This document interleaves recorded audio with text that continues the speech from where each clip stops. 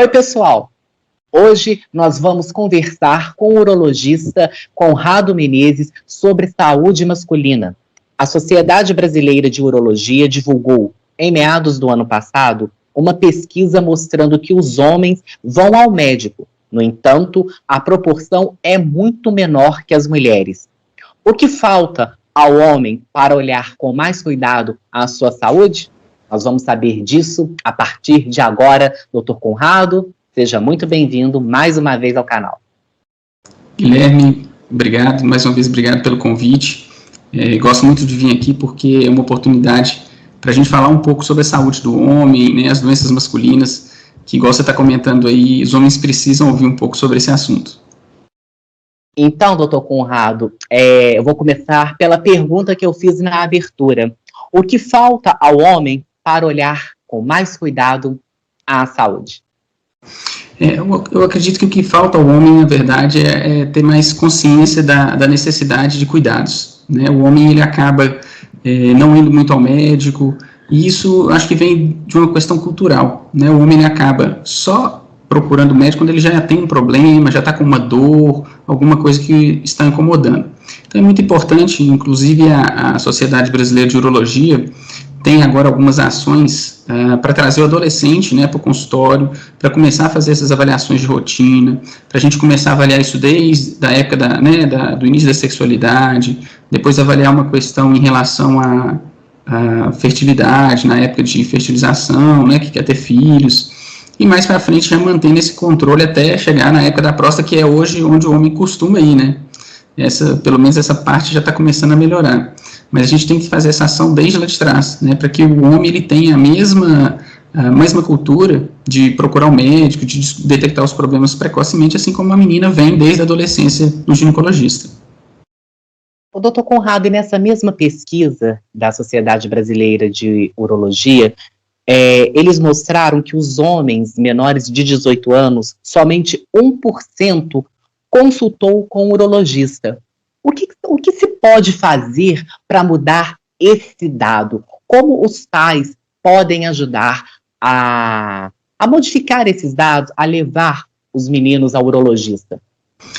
A importância disso vai ser a criação de uma nova cultura. Isso vai vir através de informação, né, Guilherme? A gente vai mudar essas questões através de informação. A Sociedade Brasileira de Urologia ela tem uma campanha hoje chamada Vem Pro Uro, que é voltada exatamente para essa população de adolescentes e busca trazê-los, né, para as consultas precoces, para começar essa avaliação que a gente comentou, porque a gente sabe que muitas doenças são, né, preveníveis a partir da detecção precoce. Então, hoje, né, tem essa questão de questões sexuais que estão, né, muito mais extremas, às vezes mais complicadas, né, pela exposição à pornografia, por exemplo. Então, tudo isso aí, se a gente conseguir desde o início, a gente orientando e mudando a cultura, a gente vai ter um resultado muito melhor lá na frente. O doutor Conrado, como funciona a primeira consulta com o urologista? Então, pensando nessa primeira avaliação, né, no adolescente, na criança um pouco mais velha, essa consulta ela vai passar primeiro para a gente avaliar a questão de vacinação, se a vacinação está em dia, principalmente essa vacinação em relação ao HPV, né, que é uma infecção sexualmente transmissível, de alta prevalência nos dias de hoje. A gente vai avaliar a questão de desenvolvimento, se o desenvolvimento está adequado, né, vamos fazer um exame físico detalhado, examinando mesmo o genital, né, o pênis, os testículos, para ver o desenvolvimento, os pelos, né, se o desenvolvimento está adequado.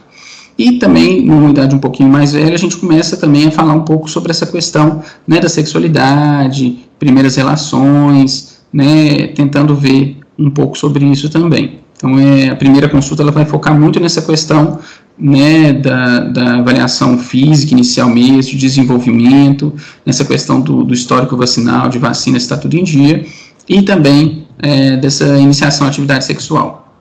Doutor Conrado, quais são os perigos da falta de higiene íntima no homem? Essa é uma questão muitíssimo importante, de saúde pública mesmo, né, Guilherme? A gente sabe que a falta de higiene, a má higiene, é um dos principais fatores para o desenvolvimento do câncer de pênis. Inclusive, recentemente foi feita uma campanha, né, justamente para essa questão do câncer de pênis, e o principal fator que a gente conclui é a questão da má higienização, a presença de fimose, né, que é aquela pele que ela não volta, né, ela não consegue expor a cabeça, a glande do pênis.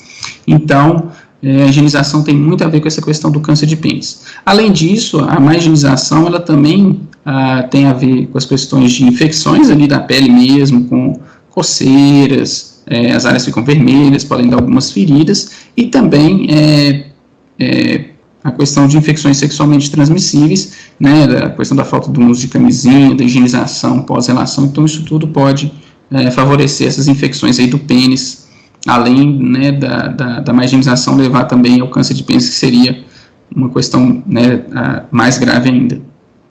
E só trazendo alguns dados em relação ao câncer de pênis, entre 2019 e 2020, houve 6.174 diagnósticos de câncer de pênis e 1.092 amputações do órgão. Então, é importantíssimo que os homens saibam fazer a higienização. E existe, doutor Conrado, alguma maneira correta, alguma maneira que você indica para higienizar o pênis? Uhum. Pois é, Guilherme, a higienização ela deve ser aquela higienização comum, né? Água e sabão mesmo, é a higienização mais adequada, só que a gente tem que ter alguns cuidados. Na hora de higienizar, lembrar sempre de puxar a pele toda para expor, né, a cabeça, a glande completamente, higienizar aquela região toda. Depois, na hora da secagem, não secar apenas na toalha, a gente recomenda também que você seque também com papel, melhorando, ou seja, diminuindo a umidade, e com isso a gente tem uma diminuição do risco de fungos, né, se instalarem ali. A gente sabe que os fungos, por exemplo, eles precisam de calor e umidade, então se a gente consegue melhorar essa questão da umidade secando melhor, higienizando mais vezes, a gente diminui o risco de recorrência ou da própria infecção. Depilar a parte íntima é recomendável?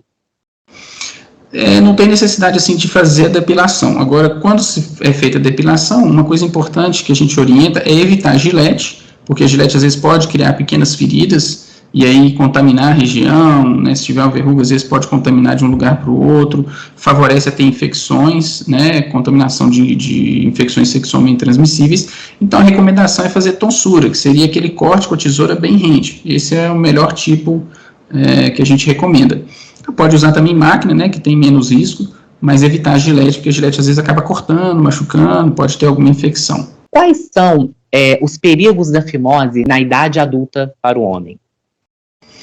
Os principais perigos da fimose, na verdade o principal deles é a questão do desenvolvimento do câncer, porque na medida que aquela pele ela fica fechada ali ao longo de muitos anos, aquelas secreções que ficam ali, que são difíceis de serem limpas, aquilo ali vai predispondo, irritando a pele e predispondo ao câncer, né, ao desenvolvimento do câncer. Além disso, a gente tem aquela questão das infecções que podem também advir dessa não higienização, né, da região que vai ficar totalmente fechada. Em alguns pacientes também existe o risco de machucar durante a relação mesmo, né? Às vezes na hora de ter a relação, a pele pode cortar, pode machucar, então isso também seria um outro risco associado à fimose. E existe também uma outra relação, que é quando existe um anel e não assim uma fimose verdadeira. Fimose verdadeira é quando a pele não puxa nada. E quando às vezes existe um anel que você consegue expor, mas com muita dificuldade, às vezes esse anel pode não voltar. E aí cria uma situação que chama parafimose, que pode ter um inchaço muito grande do pênis e ser uma urgência urológica, ter que correr para o hospital para desfazer ou até fazer uma cirurgia de urgência por causa disso. Então, basicamente, seriam esses os maiores perigos aí da fimose. O doutor Conrado, após urinar, basta balançar o pênis ou é necessário secá-lo? Como forma de evitar infecções, principalmente por fungos, o ideal é que a gente, né, balance na hora que termine, né, para tirar aquela gotinha que às vezes fica, e secar também com papel. Uma outra coisa que às vezes as pessoas não se atentam é que na hora de urinar, o ideal também é não deixar o pênis preso ali no elástico da cueca. Então, abaixar, né, o elástico suficiente para que a uretra, o canal, fique totalmente sem nenhuma obstrução, para que a urina saia completamente, porque às vezes pode sobrar um resíduo ali, que, por exemplo, se ele tiver com o elástico ali da cueca ainda travando o pênis, mesmo que ele higienize, depois na hora que ele voltar o pênis para a cueca, ainda pode pingar alguma coisa. Então, seria interessante sempre lembrar de não deixar o elástico travar o pênis assim. O uso frequente de conteúdo pornográfico pode causar disfunção erétil e mudar o desejo sexual dos homens? Essa é uma questão hoje muito importante, sabe, Guilherme, que a gente tem visto aí cada vez se acentuando mais, e a gente tem atendido cada vez mais pessoas com algumas dificuldades, e muitas decorrentes dessa questão acentuado uso, né, de pornografia. Então, o que às vezes a gente percebe? Na hora que as pessoas, né, veem os vídeos e na hora que elas vão ter a relação, às vezes elas podem ter uma dificuldade, uma frustração, porque às vezes a relação não vai ser, né, como eles veem nos vídeos. Então, essa questão de uma frustração, então, de uma dificuldade de interação, essa questão hoje que as pessoas acabam interagindo mais, né, nos vídeos, e aí quando vão para a vida real, para a relação aí com a pessoa, então a gente tem visto essa dificuldade cada dia mais frequente. Então, algumas disfunções sexuais relacionadas a essa questão do aumento da pornografia, sim. Né, principalmente essa questão, vamos dizer assim, dessa frustração, né, na hora que chega no relacionamento verdadeiro e íntimo, né, não é o que esperava, então isso pode gerar uma frustração, pode às vezes causar uma certa disfunção erétil, então vários outros problemas podem advir disso aí. A ejaculação precoce, ela tem a ver com a questão emocional do homem? Ela é considerada como um transtorno de ansiedade, sim, a gente pode considerá-la como um transtorno de ansiedade. E isso tem levado, a gente vê hoje várias pessoas com dificuldades de relacionamento, justamente porque não procuram ajuda, né? Às vezes ficam com essas questões durante anos, até que resolvem procurar ajuda, com dificuldade de relacionamento, né? Se sentindo aí insuficiente em relação a essa questão de satisfação, né, do parceiro, da parceira. A gente tem basicamente dois tipos de ejaculação rápida, ejaculação precoce. Uma é aquela ejaculação que vem desde o início da adolescência, né, que desde sempre, né, o homem ele tem essa ejaculação mais rápida. E uma outra que é desenvolvida de forma secundária ao longo da vida, que ele vem normal e depois em algum momento ele desenvolve o distúrbio. O tratamento, né, vai ser baseado principalmente em psicoterapia, alguns exercícios que a gente orienta e também tratamento com medicação. Mas a gente pode considerar, sim, né, a ejaculação rápida como um transtorno de ansiedade, sim.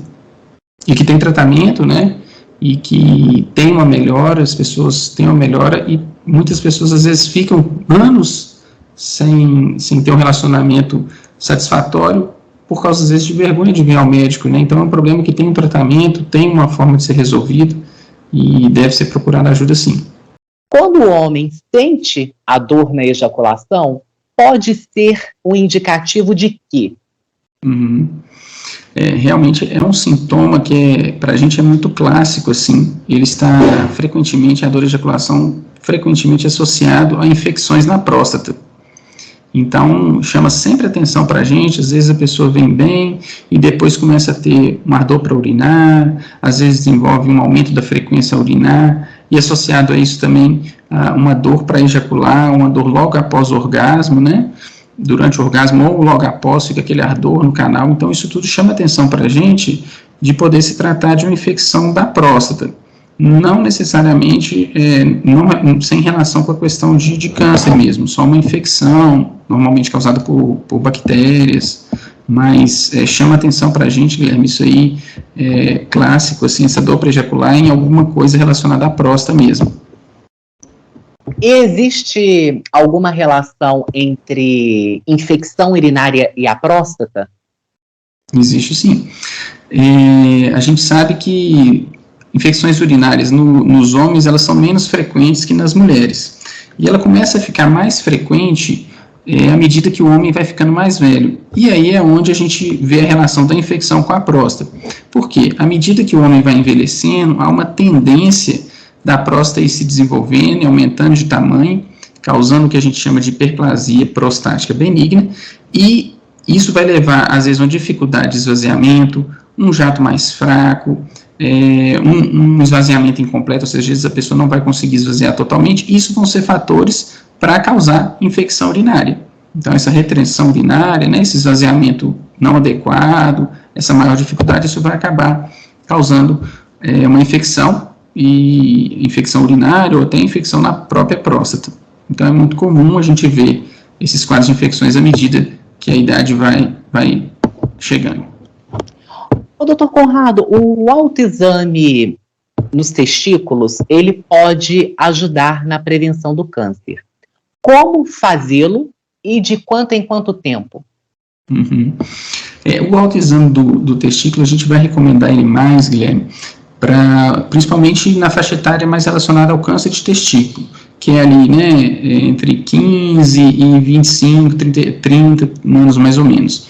Então, nessa fase, a gente recomenda, não tem uma recomendação, assim, certinho, vai fazer a cada 4 meses, 6 meses, mas a cada, né, eu sempre falo com os pacientes assim, gente, a cada 2 meses você, né, dá uma olhada, palpa o testículo, examina o pênis, se tem alguma alteração, mas em relação ao exame do testículo mesmo, é uma palpação mesmo, né, com bastante cuidado, entre uma mão e outra, vai passar os dedos, coloca o testículo, né, nas mãos, e vai passando o dedo devagar pela superfície para ver se tem alguma irregularidade, alguma alteração, porque às vezes algum nódulo pode surgir nessa parte de cima do testículo, né, que é a que a gente consegue palpar de forma mais fácil. E ela é uma parte bem lisa, o nome técnico é albugina, então ela é uma camada bem lisa, então alguma irregularidade assim fica fácil de ser notada. Então a gente hoje, né, recomenda que faça esse exame, principalmente nos adolescentes, nos adultos jovens, que é onde a gente tem a maior incidência de câncer de testículo. E também, além de irregularidade, né, nódulos, observar se está tendo aumento do tamanho, né, algum endurecimento, então tudo isso aí deve ser avaliado também. É um exame que dá para fazer, né, na hora do banho, logo após o banho, né, fazer uma vez aí a cada 2, 3 meses, eu acho que não custa nada, né, é até uma forma de avaliar outras coisas, você pode detectar alguma verruga no pênis, alguma outra lesão, né, uma lesão de coloração mais escura, alguma coisa que você precise ir ao médico realmente. Detectado isso, claro, vale a consulta para investigar e aí o urologista fazer uma melhor avaliação. Por que a torção nos testículos é uma urgência urológica? Na verdade, a torção do testículo ela vai ocorrer devido a uma formação, o testículo ele vai ser, vamos dizer assim, mais frouxo e ele vai ter uma tendência a rodar no próprio eixo. Então, girando o próprio eixo, os vasos sanguíneos vão ser comprimidos e eles não vão levar o sangue para o testículo. Então, por isso que vai ser uma urgência urológica. Porque se essa torção não for desfeita, né, ou de forma manual, né, com o urologista, às vezes a gente consegue fazer isso de forma manual, ou de forma cirúrgica, tem um risco muito grande da perda do órgão, da perda do testículo. Isso comprometendo aí depois fertilidade, né, criando outros riscos aí, a questão hormonal também. Então, outros riscos aí para o adolescente. Normalmente a torção ela ocorre aí na criança, no adolescente, às vezes no adulto jovem até 20 e poucos anos, que são as faixas etárias mais comuns. Mas é uma urgência por causa disso, porque se não for tratado a tempo, vai evoluir com a perda mesmo, necrose, e é uma dor muito grande, porque deixa de chegar o sangue, né, um infarto, né, literalmente é um infarto ali do testículo, para de chegar sangue ali para o testículo, gerando uma dor, e se não for tratado, né, de forma praticamente imediata, vai levar à perda do órgão mesmo.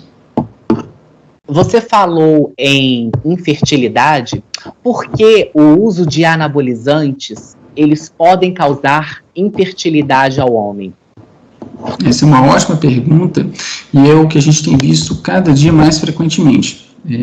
A gente acaba atendendo muitos pacientes com infertilidade, e muitas vezes já aconteceu dos pacientes virem com a esposa e a esposa não saber, né, o espermograma está bem baixo e a esposa não saber que o homem usava anabolizante. E essa sendo a causa. Por quê? Quando a gente usa o anabolizante, né, o esteroide exógeno, ou seja, usa o anabolizante, ele vai bloquear a produção da testosterona do próprio paciente. Então, com isso, bloqueando a produção da testosterona normal, você vai ter um bloqueio na produção dos espermatozoides, de forma mais simples assim de serem falados. Então você vai deixar os espermatozoides parar de ser produzidos e levar à infertilidade. Isso depois que é suspenso os anabolizantes, isso tende a voltar, né, em alguns meses, até alguns anos, mas às vezes podem ter maior dificuldade para voltar ao normal, precisar às vezes de estímulo. Em alguns casos, dependendo do tempo de uso, você pode ter até um bloqueio mais permanente disso aí, sabe? Uma infertilidade, um regresso até mais difícil disso aí. Então, a causa da testosterona causar infertilidade justamente por causa desse bloqueio da produção da própria testosterona. Então, o espermatozoide deixa de ser produzido. Ainda nessa questão de infertilidade, eu vou fazer 3 perguntas em uma. O que é varicocele? O que ela pode causar ao homem? E quais são as principais características da varicocele? A varicocele nada mais é do que varizes na bolsa escrotal. Assim como a gente tem varizes nas pernas e em outras regiões, aí as varizes da bolsa escrotal são chamadas de varicocele. O que ela vai causar, em geral, basicamente 2 coisas que vão ser, ela pode desenvolver, o homem pode desenvolver um desconforto no testículo, uma dor crônica, mas o principal efeito que ela pode causar na verdade, a questão da infertilidade. Porque a varicocele, você imagina que o testículo, ele é fora da bolsa, porque ele deve ficar numa temperatura menor do que o resto do corpo. Então, em torno de 34, 35 graus. Então, a varicocele é sangue a mais, né? Então, vai esquentar, vamos dizer assim, o testículo, e aí, com isso, você vai ter uma alteração na produção do espermatozoide. Então, você vai levar a uma infertilidade causada por isso. E a terceira questão, dentro das 3 que você falou, qual que era mesmo? Quais são as principais características? Sim, o que vai ser percebido principalmente pelo paciente é um aumento ali daquela região entre o testículo e a virilha. Então, o cordão que a gente fala, aquela região é chamada de cordão, o cordão ele vai ficar às vezes mais grosso, pode ter ali, você percebe num grau mais elevado, como se fosse, a gente chama de saco de vermes, uma bolsa de vermes, porque fica as varicoceles bem evidentes, as varizes bem evidentes. Então, chegando a parecer assim um saco de minhocas que a gente fala. Imagina um saco de minhocas, seria um grau mais avançado. Então, o que ele vai perceber é principalmente um aumento do cordão mesmo, né? Da espessura e tudo. E causando, como a gente falou, a questão da dor, do desconforto em alguns pacientes, mas alguns podem evoluir com infertilidade. E a gente sabe que a varicocele é a causa de infertilidade masculina mais comum. Cerca de 30% a 40% dos casos. Doutor Conrado, há menopausa para o homem? Sim, na verdade, o termo que a gente usa mais frequentemente é DAEM, da forma técnica, que é deficiência androgênica do envelhecimento masculino, ou andropausa. Né? E o que é isso? Na verdade, Guilherme, isso nada mais é do que a baixa de hormônio, e isso acontece com o passar dos anos, o hormônio masculino, a testosterona, ela vai caindo, e com isso o homem vai sentindo algumas, assim como a mulher sente algumas coisas na menopausa, o homem também sente dificuldade às vezes de dormir, fraqueza, perda de força muscular, atenção, né, dificuldade de atenção, disfunção erétil, cansaço, fadiga.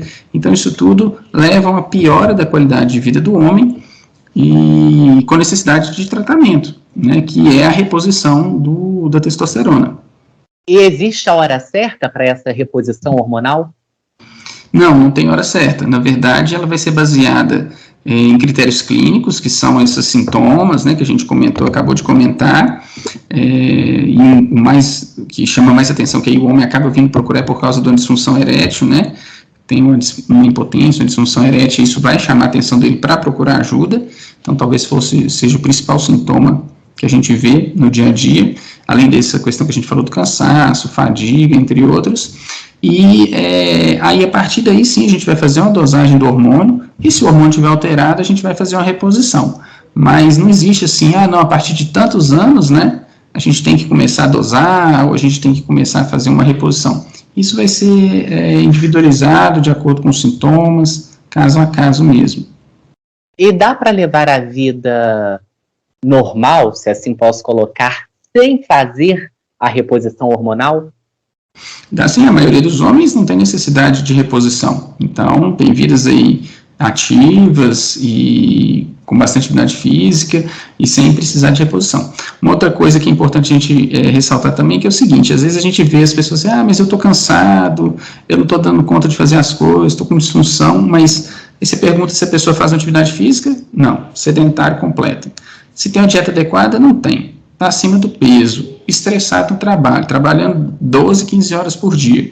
Então, não tem como a pessoa estar descansada, né, e conseguir fazer as coisas com uma qualidade de vida adequada. Então, a primeira coisa que a gente recomenda é que se faça uma atividade física regular, tenha uma dieta saudável, diminua o estresse, né, tem algumas formas de diminuir o estresse. É claro que o trabalho, a gente sabe que o trabalho no dia a dia, existem as cobranças, hoje, né, muita meta para a gente bater, mas a gente tem que tentar ter algumas válvulas de escape.